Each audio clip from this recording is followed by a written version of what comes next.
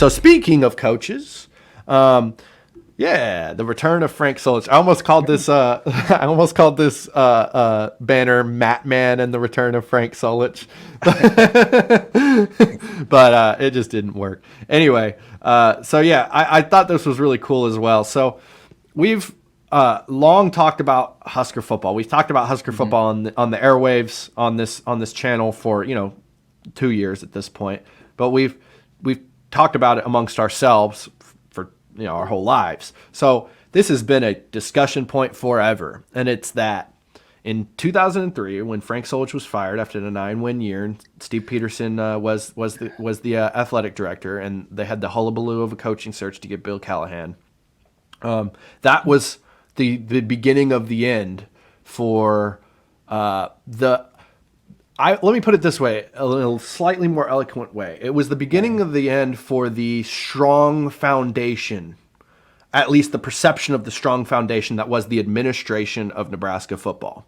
All of a sudden, it was the end of Nebraska-Bama.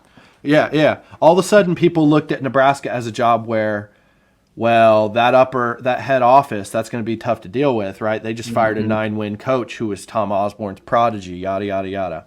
And not only that, but he vindicated himself. He went off and he would have been a Hall of Fame college head coach simply for what he did at Ohio.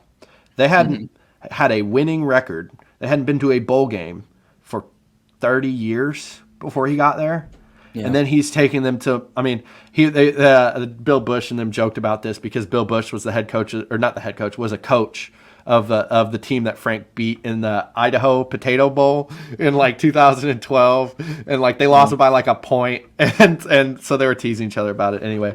But yeah, so I just think that it's Trev. This is just you gotta tip your hat to Trev on this one because he has his finger on the pulse of the fan base so well. This is such a really, really good symbolic gesture. It's first of all, even if there was no wrongful firing. Even if it just fizzled out, whatever, Frank deserves to be honored for what he did here, on its face, for sure. Yeah. But when you add all that in with the new regime and with the feelings of the administration, the unity that you feel around the program right now, this feels so like the right time to do this. Yeah. I'm excited. I'm going to be there for it. Yeah. No, and it's interesting. It's there's been a bunch of hullabaloo about is Nebraska cursed and this where the curse happened and all that and kind of like what you were saying and maybe bringing him back turns things around. That would be hysterical. Honestly, it would be when the Phillies won the World Series when they put a little William Penn statue on the top, so because no building was supposed to be higher than that. Right.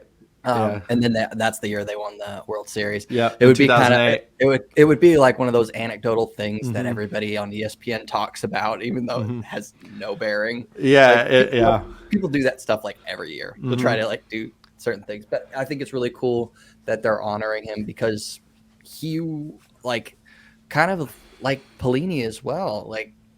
You never lost more than 9 games. Never won more than 9 games. Yeah, he also vindicated himself. Whatever. He also vindicated himself as a head coach at Youngstown State. He was great over there. Yeah. So we've done that twice. So, yeah. But you're right. Eventually, we need to bring Bo back for sure. Eventually, we need to bring Bo back. We all love Bo. Yeah. So, but and Bo loves Nebraska deep down. He does. Yeah. But you're right. Trev doing that. Really does have a pulse on what Husker fans and the program really needs, and it doesn't need any more black clouds.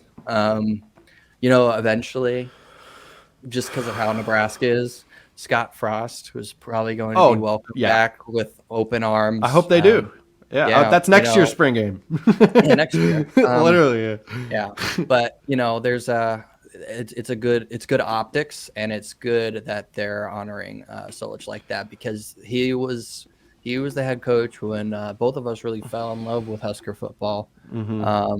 So he was the first coach I really remember. Yeah. I mean, not only that, he was a legendary assistant. That was a key cog in Tom Osborne's whole coaching staff since the early 70s, I believe, maybe even late 60s, but early 70s, I know for sure. So Frank is a Nebraska. He's a legend here. So he deserves it. But I also just think it's a symbolic gesture, but also think about it this way, man. Like, they could have done this anytime in the last 20 years. You know what I mean? The circumstances had to align and be proper. You had to have the right guy at the athletic director seat. You had to have the right guy at the head coaching seat. You had to have everybody on board to do this. And you had to have Frank look at it from a distance and say, okay, now. You know what I mean? And I don't think he's doing that with Sean Eichhorst. And respect to Bill Moose, I think he's a good guy, but he was at his ranch all the time. I don't think he's doing that with Bill Bush either, or Bill Moose either. Sorry, Bill Moose. but yeah, so shout out to Frank. I think that's going to be cool. I'm excited for it.